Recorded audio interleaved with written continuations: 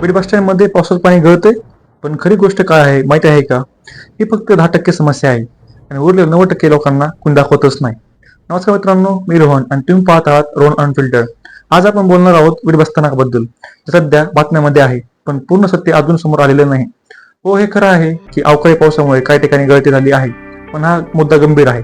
Quality check आणि finishing मध्ये सुधारणा होणं गरजेचं आहे.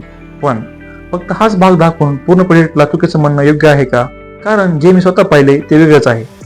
जवळपास 90% काम पूर्ण झालं आहे. पूर्णपणे नवीन मॉडर्न स्ट्रक्चर तयार झालेलं आहे. दोन्ही बाजूंनी बस थांबण्याची सुविधा, प्रवासासाठी मोठी सोय, CCTV, LED lighting, waiting area, सुरक्षित आणि कम्फर्टेबल एक्सपिरियन्स, मोठं पार्किंग आणि व्यवस्थित प्लॅटफॉर्म प्लॅनिंग.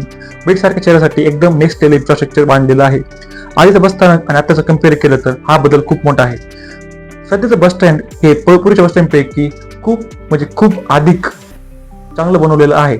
पण फक्त 10% चुकीवर लक्ष घालण्यापेक्षा आपण 90% किती काम चांगलं झाले हेही नक्की पाहावं.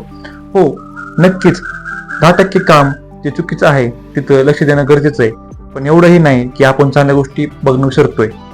आपण अनेक वर्षे खराब परिस्थिती सहन केली आणि आज जे उभं राहतंय ते परफेक्ट नसू शकतं, पण ते प्रोग्रेस नक्की आहे.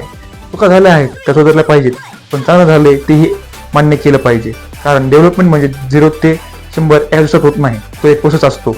तुमचं मत काय आहे? तुम्हाला वाटतं का हा प्रोजेक्ट ओव्हरऑल पॉझिटिव्ह आहे? कमेंटमध्ये नक्की सांगा. लाईक, शेअर, सबस्क्राईब करा. अशाच रिअल ग्राउंड अपडेटसाठी चॅनलला सबस्क्राईब करा. भेटूयात लवकरच नवीन व्हिडिओमध्ये.